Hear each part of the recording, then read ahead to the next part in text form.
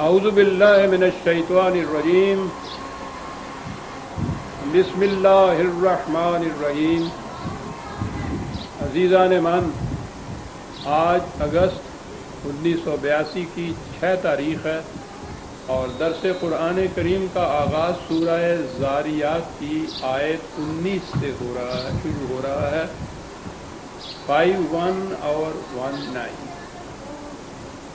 سابقہ آیات میں مومنین کی صفات یا خصوصیات یا ان کے پروگرام کا ذکر ہو رہا تھا۔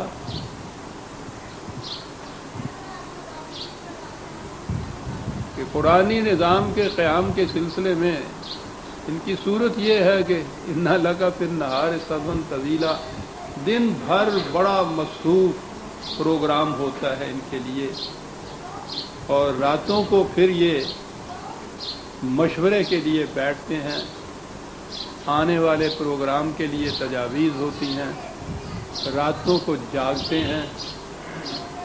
تو یہ شدت شوق کی یہ کیفیت تھی کہ خود خدا کو یہ کہنا پڑا، رسول کو صلی اللہ علیہ وسلم اور آپ کے صحابہ کو رات کو کہنا پڑا کہ تھوڑا جاگا کرو، تم نے دن میں بڑا کام کرنا ہوتا ہے، یہ چیز لمبے عرصے تک صحت نہیں اس کی اجازت ہوگی، ڈھیر ہو کے رہ جاؤ گے۔ یعنی یہ کیفیت تھی ان کی اس پروگرام کو تکمیل تک پہنچانے کے لیے، شدت آرزو کی تکلیف۔ یہ پچھلی آیتوں میں یہ چیز آ رہی تھی۔ اب اگلا ٹکڑا جو اس وقت زیر نظر ہے، اور یوں ہی میں پچھلے درس میں چھو کر آگے نکل رہا تھا، وَفِي أَمْوَالِهِمْ حَقٌّ لِلسَّائِلِ وَالْمَحْرُومِ، اور ان کے مال و دولت میں، ان کے پیسے میں محتاجوں اور حاجت مندوں کا حق ہوتا ہے۔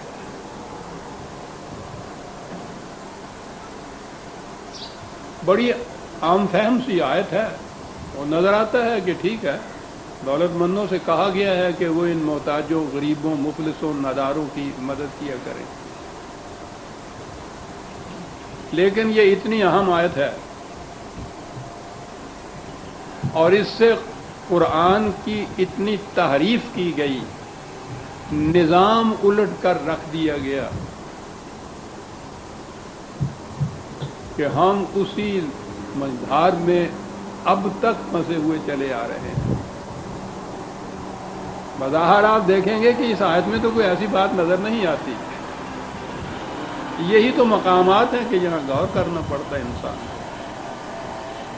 قرآن کریم میں یہاں ہی نہیں، 20 مقامات میں یہ کہا گیا ہے غریبوں کی مدد کرو، مسکینوں کی ضروریات پوری کرو، حاجت مندوں کی حاجت روائی کرو، ناداروں کی امداد کرو۔ تو یہ امداد، یہ ان کی ناداری کو دور کرنا، صدقہ، خیرات، زکوٰۃ، اس قسم کی چیزوں سے تھا نا، انفاق جسے کہا جاتا ہے۔ تو گویا اس سے یہ نظر آیا کہ قرآن کریم ایک ایسا نظام سامنے رکھنا چاہتا ہے جس میں مستقل طور پر غریبوں، ناداروں، مفلسوں، بےکسوں، بھوکوں کا وجود رہے، تاکہ یہ احکام جو ہیں صدقہ اور خیرات کے اور بھوکوں کی مدد کرنے پہ، ان پر عمل ہو سکے۔ کبھی سوچا ہے آپ نے ان چیزوں کو؟ ہم یہ دیکھ کے خوش ہو جاتے ہیں کہ قرآن نے بڑا زور دیا ہے غریبوں کی مدد کرنے کا، یتیموں کی مدد کرنے کا، بھوکوں کو روٹی کھلانے کا، ننگوں کو کپڑے دینے کا، ناداروں کی ضروریات پورے کرنے کا۔ بہت اچھا نظام ہے، بڑی تاکید کی ہے، بڑا زور دیا ہے، کیا بات ہے۔ لیکن کبھی آپ نے سوچا کہ اس کے معنی کیا ہیں؟ قرآن کے ان احکام کو مستقل مان لیا جائے تو اس کے معنی یہ ہیں کہ قرآن پرپیچولی، مستقل، دائمی طور پر ایسا نظام چاہتا ہے انسانیت کا کہ جس میں بھوکوں کا، ننگوں کا، ناداروں کا، مفلسوں کا، محتاجوں کا وجود مستقل طور پر باقی رہے،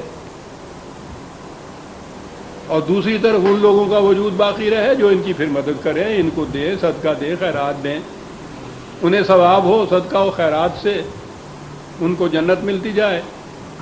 یہ ایک مستقل نظام کی شکل میں گویا سامنے آتی ہے بات، کہ وہ نظام ایسا چاہتا ہے جس میں مستقلاً ان کا وجود باقی رہے، قائم رہے،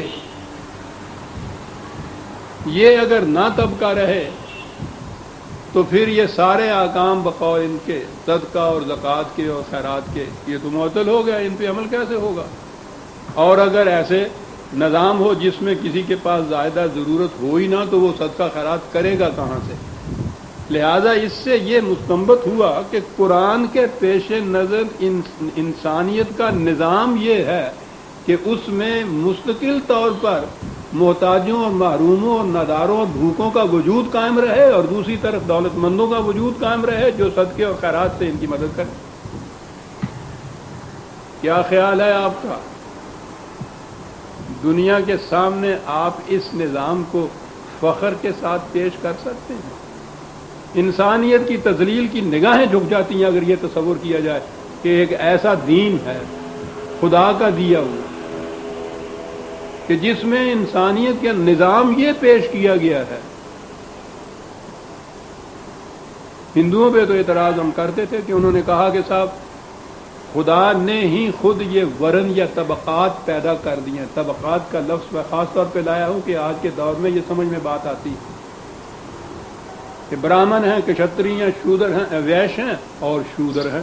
شودر مستقل طبقہ جو ان تمام طبقوں کی خدمت کرنے کے لیے ہے، محتاجوں کے لیے محتاج ہیں، بھوکے ہیں، مسکین ہیں، ان کو پن دان سے ان کی مدد کی جائے گی، ٹکڑے ان کے بچوں کے جھولی میں ڈالے جائیں گے جیسے کتوں کو دیے جاتے ہیں، اور یہ مستقل رہے گا طبقہ۔ یہ نظام یہ پیدائشی ہے، برہما کا نظام ہے۔ اس پہ تو ہم اعتراض کرتے رہتے ہیں ہمیشہ، اور کبھی غور نہیں کرتے کہ اپنے ہاں ہم جس نظام کو پیش کر رہے ہیں وہ نظام تو بیان ہی ہے کہ ایک مستقل طور پہ آپ کے ہاں طبقہ یہ موجود ہونا چاہیے۔ تو موجود ان کے کہنے کے مطابق موجود کس طرح سے کہ جی رزق کو خدا نے اپنے ہاتھ میں رکھا ہوا ہے، وہ جن کو غریب پیدا کرتا ہے ان کو تو غریب ہی رہنا ہے، اور اس کا نظام یہ ہے کہ وہ غریب پیدا کرتا چلا جائے گا، محتاج پیدا کرتا چلا جائے گا، اور دوسری طرف دولت مند پیدا کرتا چلا جائے گا، اور پھر ان سے کہے گا کہ تم کچھ دو چار روٹی کے ٹکڑے ان کی جھولی میں ڈال دیا کرو۔ یہ خدا کا تصور آیا ہے اس قابل کہ آپ فخر سے دنیا کے سامنے خدا کا یہ تصور پیش کریں؟ ہے یہ نظام اس قابل کہ آج اگرچہ دنیا میں کیپٹلزم کا بھی بڑا زور ہے، پھر بھی ویلفیئر اسٹیٹ تک تو وہ پہنچ چکے ہوئے ہیں۔ وہ ایسی اسٹیٹس ہیں جہاں کوئی بھوکا نہیں ہے۔ آپ کے ہاں یہ ہو نہیں سکتا کہ آپ کہہ رہے ہیں کہ یہ تو خدا کا نظام ہے جو ہم پیش کر رہے ہیں۔ یہ چیز کی عزیز من جو میں نے کہا تھا کہ یوں نہ گزر جایا کیجیے۔ پھر بات کیا ہوئی؟ قرآن میں احکام تو یہ ہیں، بھوکوں کی روٹی کا انتظام کرو، غریبوں کی مدد کرو، مخلص و ناداروں کی امداد کرو۔ خیرات کا تو خیر لفظ اس میں نہیں آیا، صدقہ ہے وہ زکوٰۃ کا آپ کہتے ہیں اسی مقصد کے لیے ہے۔ انفاق کا لفظ جو ہے کہ ان کے لیے یہ خیرات کیا کرو، اس سے تو وہی بات نظر آ رہی ہے جو میں پہلے کہہ رہا۔ اور وہ نظام تو آج کی دنیا میں بھی سرمایہ دارانہ نظام کے اندر بھی جو مملکتیں ہیں وہ بھی اس حد تک نہیں پہنچی کہ مستقل طور پر آپ نے یہاں وہ کہیں کہ ایک طبقہ موجود رہنا چاہیے۔ آپ کے ہاں خدائی نظام یہ بتایا جا رہا ہے مستقل، ابدی، غیر متبدل، آپ بدل نہیں سکتے۔ یہی نظام ہے اسلام کا، معاذ اللہ۔ پھر کیا ہے یہ بات؟ پہلی چیز تو یہی ہے کہ یہ جو آپ کہتے ہیں یہ غریب ہے، یہ مفلس ہے، وہ امیر ہے، وہ دولت مند ہے، یہ خدا کے پیدا کیے ہوئے نہیں ہیں۔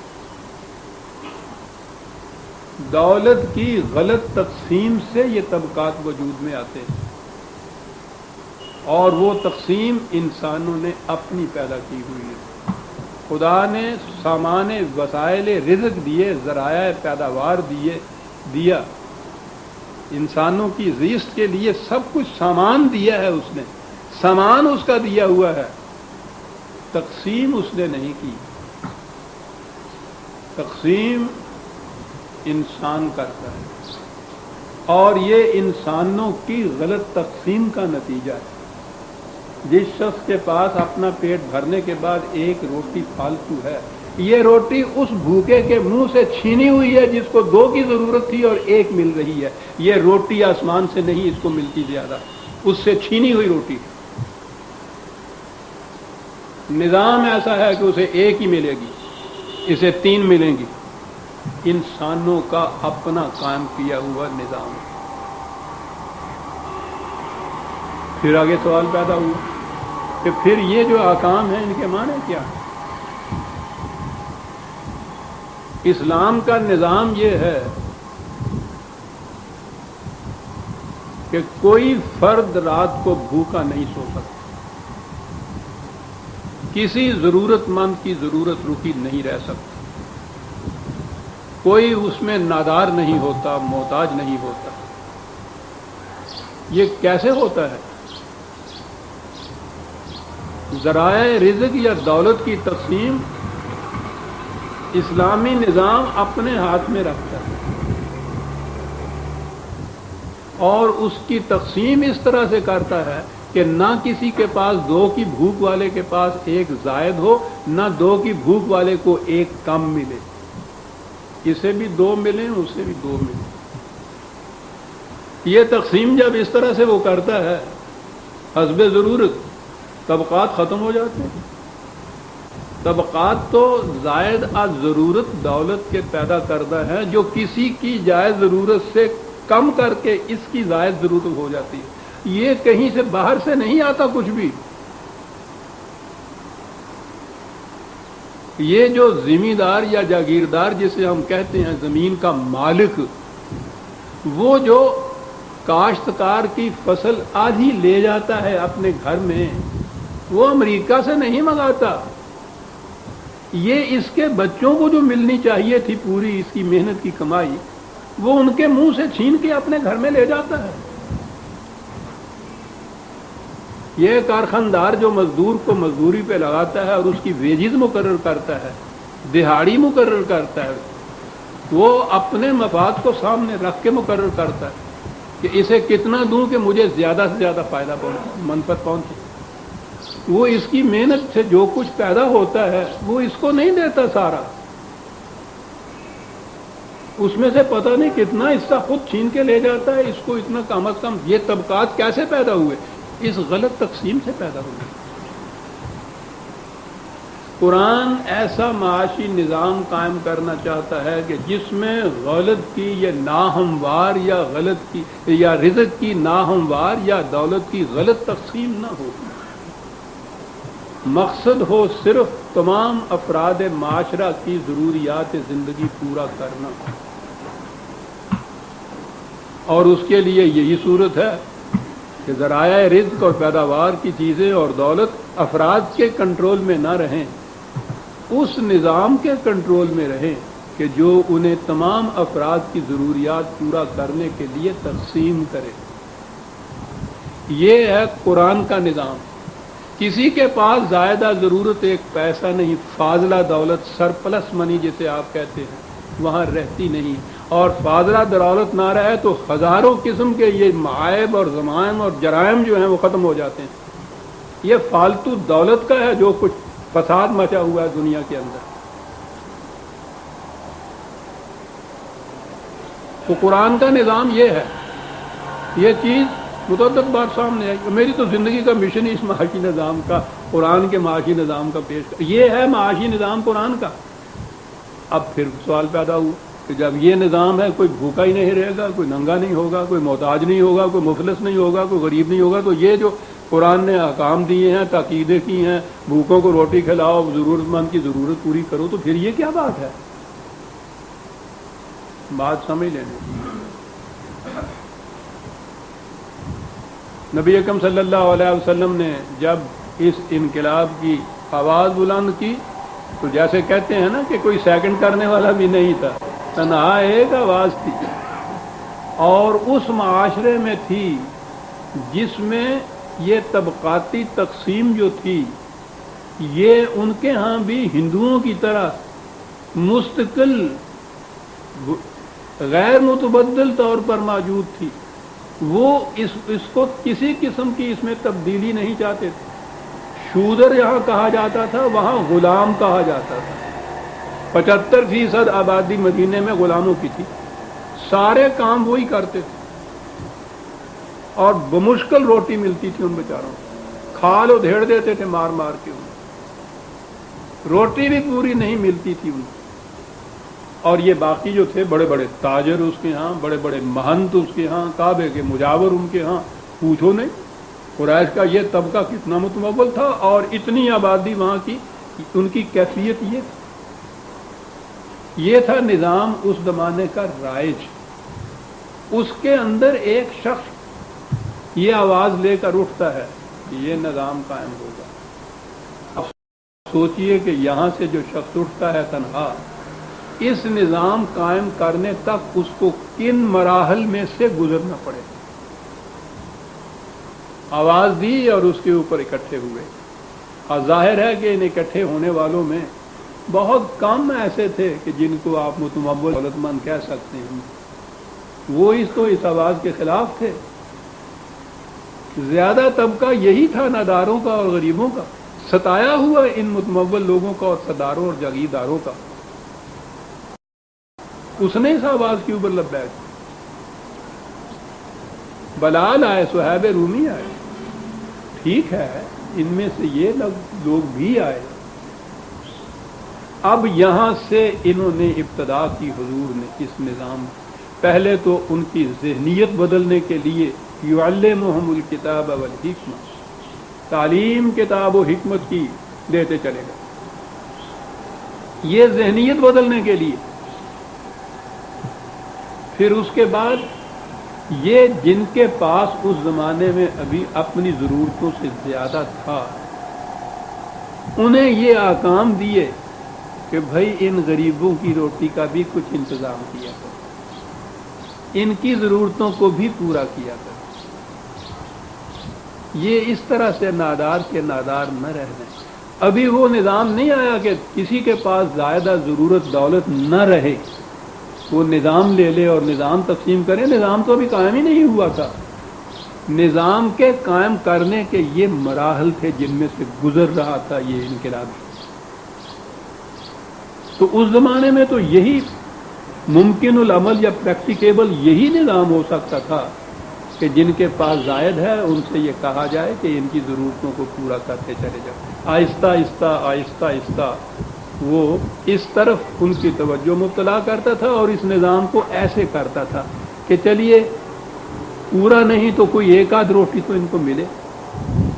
یہ ہیں احکام جو اس دور کے اندر یہ نازل ہوئے قرآن، اور یہی ممکن العمل تھا۔ یہ آہستہ آہستہ لے گئے اس طرف رسول اللہ صلی اللہ علیہ وسلم اس نظام کو۔ 13 سال تو مکے کی زندگی میں ابھی نظام کا سوال نہیں تھا، مدینے کی زندگی کے اندر بھی قریباً 7 سال تک تو وہ لڑائیوں میں گزرا، یا آہستہ آہستہ یہ قائم ہونا تھا۔ یہ نظام جو ہے، تاریخ یہ بتاتی ہے کہ نبی اکرم صلی اللہ علیہ وسلم کی زندگی میں بھی شروع ہو گیا تھا اس نظام پہ عمل، تکمیل تک ابھی نہیں پہنچا۔ تکمیل تک حضرت عمر رضی اللہ تعالیٰ عنہ کے زمانے میں جا کے پہنچا، جنہوں نے اعلان کر دیا تھا کہ آدمی یا انسان کا بچہ تو ایک طرف، اگر دجلہ کے کنارے پہ کوئی کتا بھی بھوک سے مر گیا تو اس کی ذمہ داری بھی عمر پر عائد ہوگی۔ یہ نظام تھا تکمیل تک پہنچا ہوا، کتا بھی بھوک سے نہیں مر سکتا تھا۔ حضور نے یہ فرمایا تھا کہ جس بستی میں رات کو ایک فرد بھی بھوکا سو جائے، اس بستی سے خدا کی حفاظت کی ذمہ داری ختم ہو جاتی ہے۔ لیکن کتے کے بھوک کے مرنے سے مواخذہ جو ہو، مملکت کا ہو، نظام کا ہو، سربراہ مملکت کا ہو، یہ اعلان تھا جو اس دور میں جا کے ہوا۔ یہاں آ کر تکمیل پر پہنچا وہ نظام جو تھا۔ اب اس نظام کے اندر نہ کسی کے پاس زائدہ ضرورت دولت تھی، نہ کوئی محتاج اور نہ کوئی نادار رہ گیا۔ تیری درگاہ میں پہنچے تو سبھی ایک ہوئے۔ اب یہاں وہ تکمیل تک پہنچا تو وہ جو احکام تھے کہ کسی کے پاس زائدہ ضرورت دولت نہ رہے، کوئی بھوکا نہ رہے، تو گویا وہ تقسیم تھی نا دولت کی ایسی. اس وقت وہ احکام جو قرآن کے ہیں وہ عمل میں آئے. اور یہ جتنے احکام تھے انفرادی طور پر صدقہ، زکوٰۃ، خیرات وغیرہ کے، یہ احکام ابینس میں جسے آپ کہتے ہیں منسوخ نہیں ہونے کی بات، یہ معطل ہو گئے اس دور، ضرورت ہی نہ رہی. جیسے قرآن نے کہا ہے کہ نماز سے پہلے وضو کیا کرو، پانی سے یوں ہاتھوں دھویا کرو، اور اس کے ساتھ یہ کہ پانی نہ ملے تو پھر مٹی سے مسح کر لیا کرو. تو وہ مسح اس وقت تک کے لیے ہے جب تک پانی نہ ملے. جب پانی مل جائے تو پھر مسح کا حکم پیچھے چلا جاتا ہے، پانی والا حکم آگے آ جاتا ہے. یہ جتنے احکام تھے انفرادی اور ذاتی طور پہ صدقہ، خیرات، زکوٰۃ کے، یہ پھر جب نظام قائم ہو گیا تو کوئی بھوکا ہی نہ رہا، تو یہ حکم کہ بھوکے کی روٹی کا انتظام کرو وہ تو معطل ہو ہی جانا تھا. کوئی نادار ہی نہ رہا، یہ بات کہ نادار کی مدد کیا کرو سوال ہی باقی نہ رہا. یہ طبقاتی تقسیمی ختم ہو گئی. تو یہ احکام جو تھے، یہ جنہیں میں نے اپنے ہاں جب نظام پیش کیا ہے قرآن کا، انہیں عبوری دور کے احکام کہا ہے. ٹرانزیشنل پیریڈ ہوتا ہے ہمیشہ ہر نظام میں. ابتدا ہوتی ہے، اس کے انتہا تک پہنچنے کے درمیان مختلف مراحل سے گزرتا ہے نظام. اس مراحل میں سے جب یہ گزرتا جائے تو اس میں یہ احکام جو ہیں وہ عبوری دور کے ہوتے ہیں. جوں جوں اس کی ضرورت ختم ہوتی چلی جاتی ہے یہ پیچھے ہٹتے چلے جاتے ہیں، اور اس کی جگہ اس نظام کے احکام آتے چلے جاتے ہیں، تاں کہ ان میں سے کسی کی بھی ضرورت نہیں رہتی، نظام قائم ہو جاتا ہے. اب اس کے بعد آپ دیکھیے یہ سارے سوالات حل ہو گئے کہ یہ صدقہ اور زکوٰۃ اور خیرات اور اس قسم کے ذاتی طور پہ بھوکوں کی روٹی کے انتظام کرنے کے احکام جو ہیں، اس کے بعد وہ احکام موجود ہی نہیں رہتے.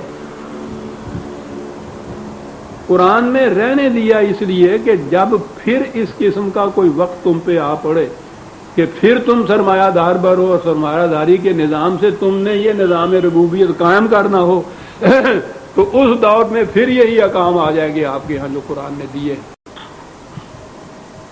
جب یہ حکم آ گیا کہ یسألونک ماذا ینفقون قل العفو، یہ کہتے ہیں کہ ہم اپنی محنت سے جو کچھ ہم نے کمایا ہے اس میں سے ہم کتنے کے حقدار ہیں اور کتنا دوسروں کی ضرورت کے لیے دے دیا جائے. کہا ان سے کہو کہ جتنی تمہیں ضرورت ہے اپنی ضرورت کے مطابق صرف تم اس میں سے لے سکتے ہو، اس سے اگر زائد ہے وہ دوسرے کے لیے ہے جس کی ضرورت پوری نہیں ہو رہی. جب یہ حکم آ جائے تو اس کے بعد پھر یہ غلط تقسیم دولت کی جو ہے، کسی کے پاس زائدہ ضرورت رہے کوئی محتاج رہے، یہ ختم ہو جائے گی تقسیم. لیکن جب تک وہ نظام قائم نہیں ہوگا اس دوران میں یہ عبوری دور کے ٹرانزیشنلی احکام تھے جو اس طرح سے دیے گئے. یہ تھا جی وہ نظام. اس کے بعد آپ کے یہاں ملوکیت آئی اور ملوکیت کے ساتھ ہی نظام سرمایہ داری آ گیا. تو نظام سرمایہ داری میں یہ جو قرآن کا نظام تھا اس میں تو سوال ہی نہیں پیدا ہوتا اس نظام سرمایہ داری کہ ایک کے پاس اتنی دولتوں پہ رکھنے کو جگہ نہ ہو اور باقی 75% آبادی جو ہے رات کو بھوکی سوئے. لیکن اس ملوکیت کے نظام میں تو یہ چیز ہوئی. آپ کو پتہ ہے اس کا جواز کس طرح سے نکالا گیا؟ جواز نکالا گیا کہ قرآن میں یہ احکام جو ہیں صدقے، زکوٰۃ، خیرات، غریبوں کی مدد کرنا، بھوکوں کی مدد کرنا، یہ تو قرآن میں حکم ہے. تو اس لیے ان احکام پہ تو عمل اسی صورت میں ہو سکے گا کہ یہاں بھوکے ننگے رہیں اور کچھ لوگ امیر ہوں. انہی احکام سے آپ دیکھیے کہ اسی قرآن سے جس تعلیم جس نظام کو مٹانے کے لیے آیا تھا اس نظام کو قائم کرنے یا اثر نو زندہ کرنے کے لیے اسی کو ثبوت میں پیش کیا گیا.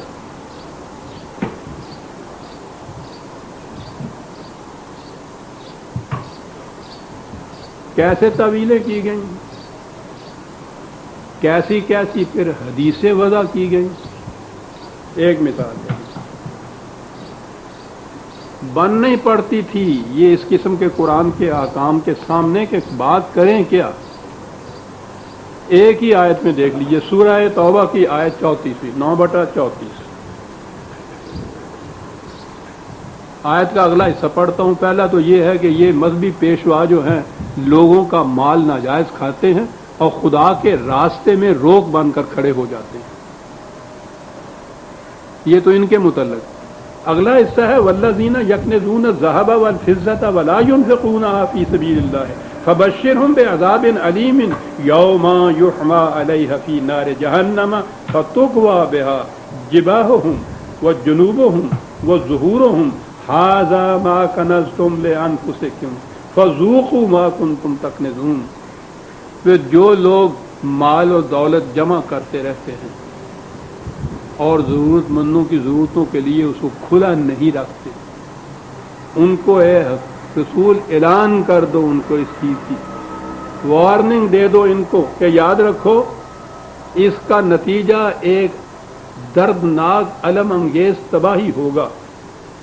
اور اسے محسوس مثال میں سمجھایا کہ جب تمہارے ان سکوں کو، اس زمانے میں نوٹ نہیں ہوتا تھا کہ آگ پہ رکھیں تو جل جائے، سکے ہوتے تھے روپے وغیرہ کے، ان کو تپایا جائے گا جہنم کی آگ میں، مری مثال سے بات سمجھائے، اور داغا جائے گا اس سے تمہارے ماتھوں کو، تمہارے پہلوؤں کو، تمہاری پشت کو، اور کہا جائے گا کہ یہ وہ دولت ہے جو تم نے غریبوں محتاجوں کے لیے کھلی، اپنی ذات کے لیے تم نے اس کو اپنے پاس جمع کر رکھا، تو آج مزہ چکھو اس کا جو تم نے اس طرح سے جمع کر رکھا.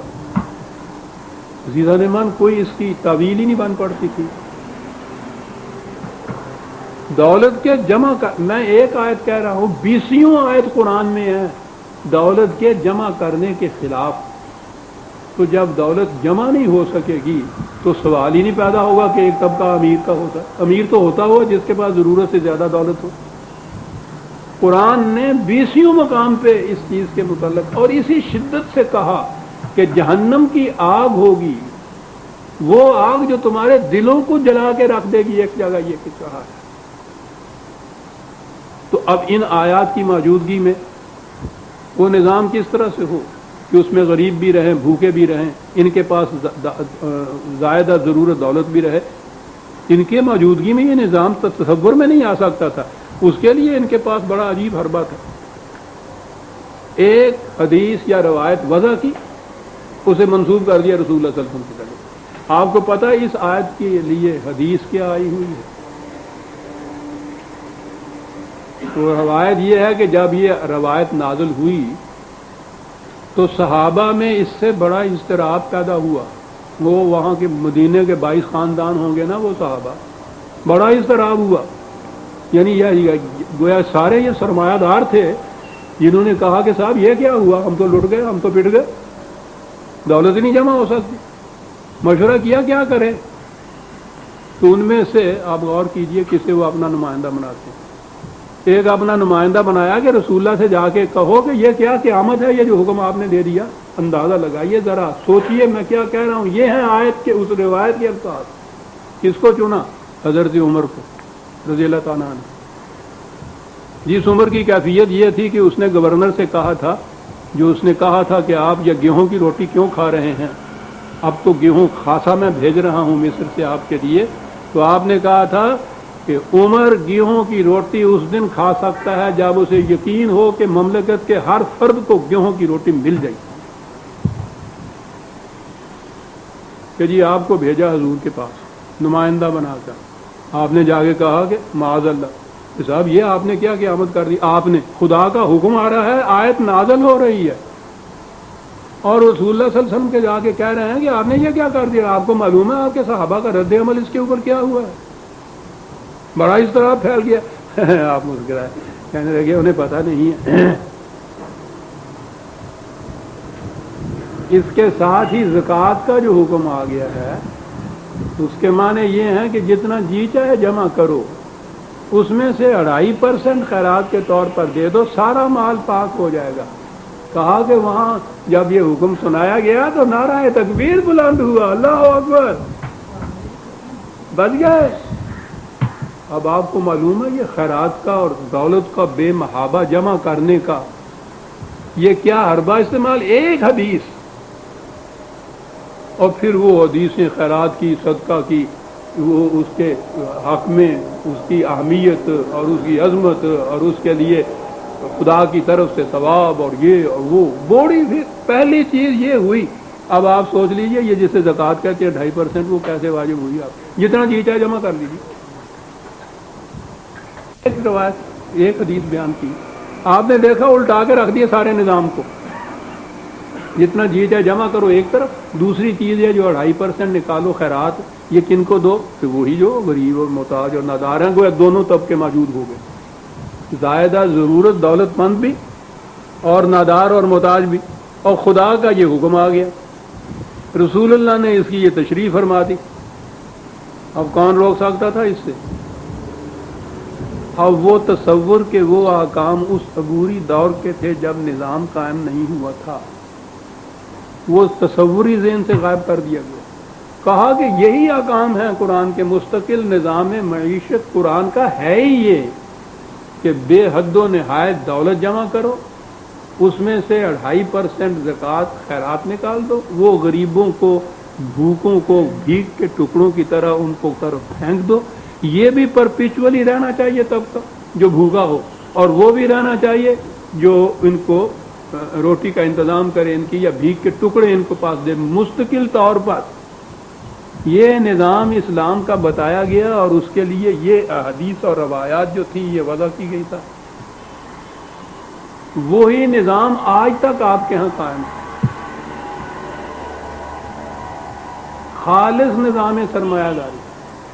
ہر کیپیٹلسٹ کنٹری کے اندر آپ دیکھیے گا کہ وہاں کے جو امیر دولت مند لوگ ہیں وہ چیریٹیبل انسٹیٹیوشن میں کتنا دیتے ہیں, خیراتی کاموں میں کتنا صرف کرتے ہیں. تو وہی چیز تو یہ ہے آپ کے ہاں جو ہو رہی ہے.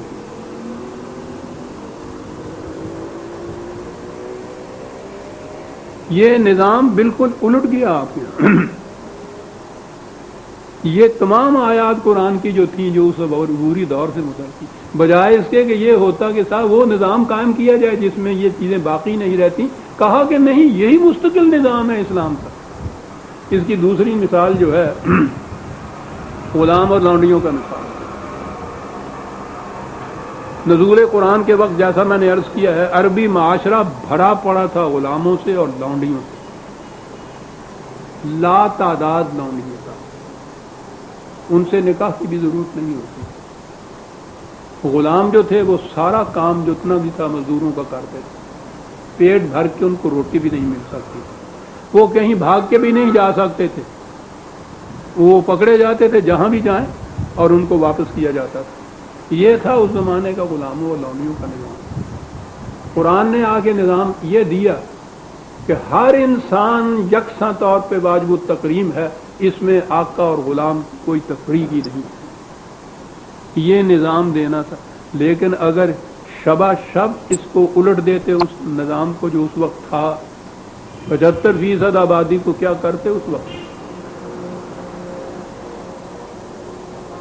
معاشرے کا نظام الٹ جاتا اگر ایسی چیز.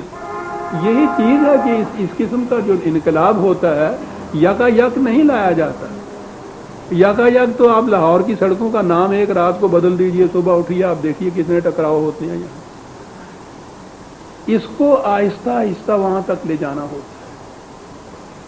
قرآن کریم میں جتنے بھی احکام آئے ہوئے ہیں لونڈیوں اور غلاموں کے, وہ اس دور سے متعلق ہیں جس میں ان کو آہستہ آہستہ جو موجود تھے ان کو جزو معاشرہ بنایا گیا اور آئندہ کے لیے دروازہ بند کر دیا غلاموں اور لونڈیوں کا. غلامی کو ختم کر دیا, وہ ذریعہ بند کر دیا جس میں سے غلام آتے تھے جنگ کے قیدی.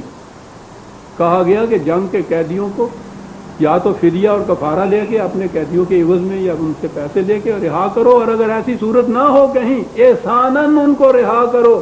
انسان کو اس طرح سے اپنی قید میں نہیں رکھ سکتا. ہمیشہ کے لیے غلامی کا دروازہ بند کر دیا اور ان کو آہستہ آہستہ آہستہ آہستہ جزو معاشرہ بنا دیا. اس کے بعد یہ موجود ہی نہیں تھے. جب یہ ملوکیت آئی آپ کے ہاں تو اسی طرح سے غلامی کا بھی رواج ہوا. پھر غلام بننے شروع ہوئے, پھر لونڈیاں آنی شروع ہوئیں. یہ جو آپ کے ہاں وہ یہ جو عباسیوں کے ہارون رشید اور مامون الرشید ذہن میں ایسے آتا ہے کہ الرشید کے نام سے پتہ نہیں صاحب کتنے متقی پرہیزگار قسم کے یہ تھے سلاطین. ایک ایک کے محل میں 3,000 لونڈیاں رکھتی، انسان تھے یہ؟ پھر آپ کہیں گے کہ یہ کیسے ہوا؟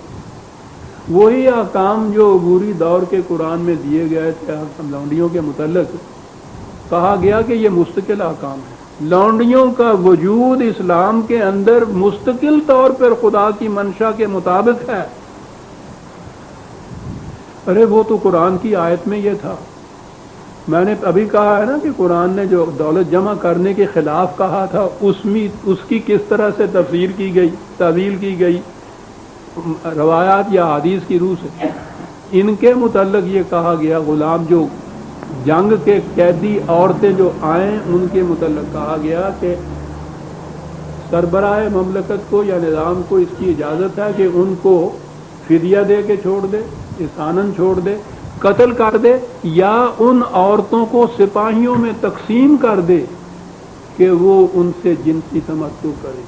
نکاح کی ضرورت نہیں، تعداد کی ضرورت نہیں، ان کو بیچا جا سکتا ہے، فروخت کیا جا سکتا ہے۔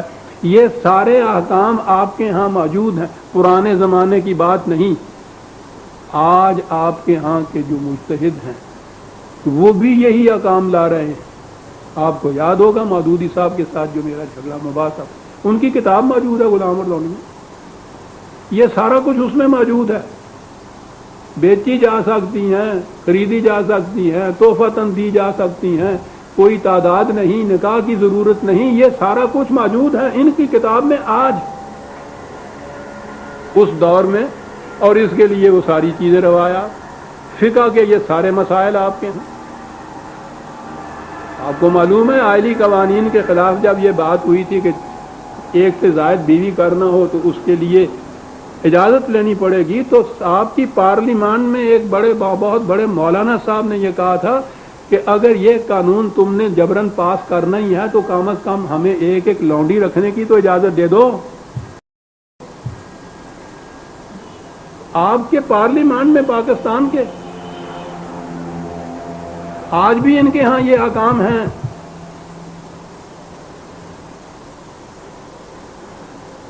آپ نے دیکھا کہ بات کیا ہوئی، وہ احکام جو اس عبوری دور میں تھے جس میں انتہا تک پہنچنا تھا بتدریج، آہستہ آہستہ، گریجولی، ممکن العمل طریق تو تھا، نہایت عمدہ طریق، کوئی اپسیٹ نہیں ہوا وہ معاشرہ، اور وہ آہستہ آہستہ جزوِ خاندان بھی بنتے چلے گئے، آزاد ہوتے چلے گئے، جزوِ خاندان بنتے چلے گئے، آئندہ کے لیے راستہ بند کر دیا، ختم ہو گیا۔ اب جو راستے میں پھاٹک کھولنے تھے تو اس کے لیے کیا گیا، یہ اس کے ہاں یہ جو چیز تھی، احکام جو تھے یہاں لونڈیوں وغیرہ کے متعلق کہا کہ یہ مستقل احکام ہے، تو اب اس کے بعد کہا کہ ان کا تو وجود ہونا چاہیے۔ ان کے وجود کے لیے پھر وہ تو قرآن نے تو وہ راستہ ہی بند کر دیا تھا، اس کے اندر اضافہ کیا گیا۔ قرآن کے اندر قرآن نے کہا تھا کہ یا فدیہ کفارہ دے کے چھوڑو یا احساناً چھوڑو، کہا یا یہ کرو یا ان کو قتل کر دو یا ان کی عورتوں کو سپاہیوں میں تقسیم کر دو۔ یہ دو جو تھے اس میں اضافے یہ اپنی طرف سے کیے، اور اس کا مدار اسی قسم کی روایات کے اوپر۔ یہ آپ کے ہاں فقہ کے آج مسائل ہیں۔ فقہ کی کتابوں میں آپ دیکھیے اتنا پرسنٹیج صفحات کا لونڈیوں ہی کے احکام کے متعلق ہے، ماری ہوئی ہے جنسیات کی یہ کون لا تعداد بے نکاح کے فروخت کی جا سکتی ہے، تقسیم کی جا سکتی ہے۔ یہ عورت کا مقام ہے، لونڈی بھی تو عورت ہوتی ہے عزیزان من۔ بات میں کیا کہہ رہا کہ قرآن کے جو احکام عبوری دور کے دیے تھے کہ یہاں سے سٹارٹ کرو، آہستہ آہستہ وہاں تک پہنچ جاؤ، اور جب انتہائی طور پہ وہ نظام قائم ہوگا تو یہ احکام باقی نہیں رہیں گے، رائج العمل نہیں رہیں گے۔ اس کے بعد ان احکام کو مستقل احکام تصور کر کے اور ان کے اوپر چلا گیا۔ 1000 سال سے آپ کے ہاں یہ ہے اسلام چلا آ رہا، اور اسی اسلام کے احیاء کی، زندہ کرنے کی اب کوشش ہو رہی ہے، حتیٰ کہ زمانے کے تقاضوں کے ہاتھوں جب UN نے سلیوری یا غلامی کے خلاف اپنے چارٹر میں یہ لکھا تھا کہ غلامی نہیں رہ سکتی، ان میں میجورٹی کیا، اوور ویلمنگ میجورٹی UN کے ممبروں کی سیکولر حکومتیں تھیں، اسلامی نہیں تھی. انہوں نے تو مل کے یہ چارٹر پاس کر دیا. آپ کو یاد ہے کہ آپ کے ہاں کی اس زمانے کے سعودی عربیہ نے اس پہ دستخط نہیں کیے تھے. انہوں نے کہا تھا کہ یہ اسلام کے خلاف ہے اور ہم تو شریعت والی حکومت ہیں. یہ تو اس کے بعد میرا خیال ہے یہ پچھلے فیصل یا ان کے والد نے، نہیں فیصل نہیں، غالباً میں یقینی طور پہ نہیں کہہ سکتا، بہت عرصہ کے بعد زمانے کے تقاضوں سے تنگ آ کے پھر انہوں نے دستخط کیے. اور آج بھی آپ کے ہاں یہ احکام موجود ہیں. یہ آپ کے جو فقہا اب بنا رہے ہیں یہ قوانین وغیرہ، میں نے عرض کیا ہے نا کہ مودودی صاحب کی تو کتاب آج کی ہے، یہاں تفسیر ان کی جو ہے اس کے اندر یہ موجود ہے، پہلی جلد کے اندر پوری کی پوری تقسیم یہ لونڈیوں کی بیچی جا سکتی ہیں، بلا تعداد کے، بلا نکاح کے تمتع کیا جا سکتا ہے، فروخت کی یہ ساری چیزیں موجود ہیں. یہ اب آپ کے لیے نئے قوانین مرتب کر رہے ہیں. بات کیا تھی؟ یوں میں نے کہا کہ قرآن کی تعریف کی جاتی ہے.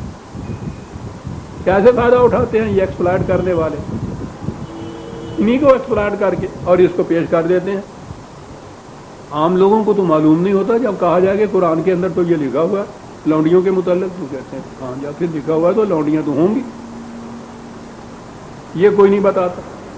کوئی تفسیر آپ کے ہاں کی یہ نہیں بتاتی. سب تفسیریں آپ کے ہاں کی ملوکیت کے زمانے کی لکھی ہوئی، ساری تاریخ آپ کے ہاں کے ملوکیت کے زمانے کی، ساری روایات ملوکیت کے زمانے کی. ان میں نظام سرمایہ داری کے متعلق بھی یہ احکام، غلام لونڈیوں کے متعلق بھی یہ احکام. یہ تو میں نے مثال دی ہے دوسری کہ عبوری دور کے احکام سے کس طرح سے ناجائز فائدہ اٹھایا جاتا ہے. یہ ہے جو نظام آپ کے ہاں جو دنیا میں پیش کیا جاتا ہے. اسے فخر سے کہتے ہیں اسلام کا نظام. بات اتنی سی تھی کہ قرآن نے یہ جو احکام دیے تھے اس دور کے لیے، ان کو مستقل احکام سمجھ دیا گیا، کہہ دیا گیا، سمجھ نہیں لیا گیا، جانتے تھے یہ. اور اس سے یہ ناجائز فائدہ اٹھایا، ایکسپلائٹ کیا اس چیز. آج بھی وہ لوگ ہیں جو یہ کہتے ہیں کہ نہیں صاحب یہ عبوری دور کے احکام کیا، قرآن کے احکام ہے، ہر وقت قرآن کے احکام تو زندہ رہتے ہیں. ٹھیک ہے، ان سے کہیے پانی کی موجودگی میں ذرا مسح کریں، کہیں کہ یہ مسح کا حکم قرآن میں ہے.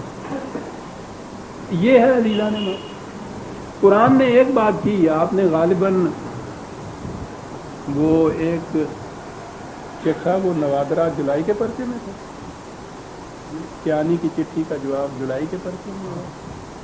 یہ جولائی کے طلوع اسلام میں نے ایک چٹھی کا جواب دیا ہے، نوادرات کا اس کا عنوان ہے. اس میں یہ چیز بھی آئی ہے عبوری دور میں.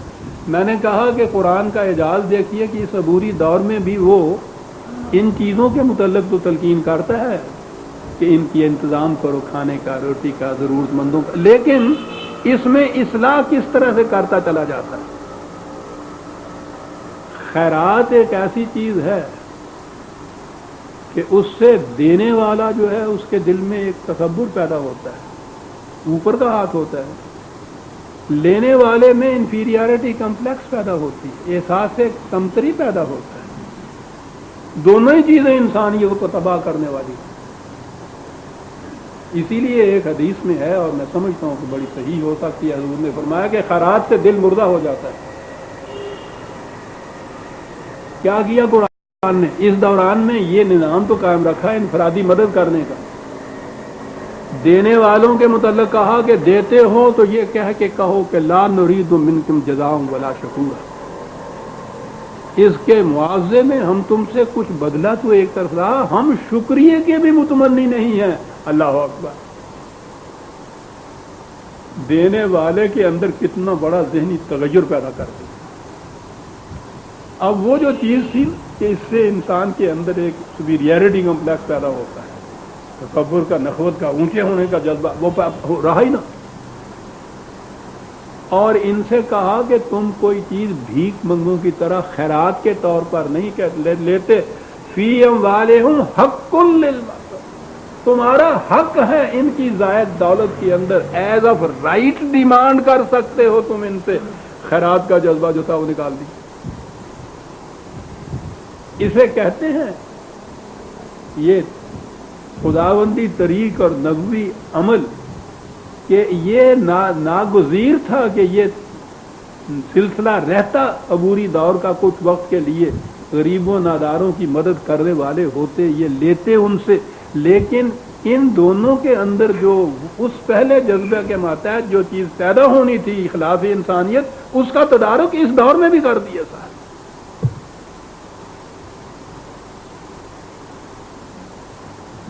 یہ ہے اصلاح جس کو کہتے ہیں۔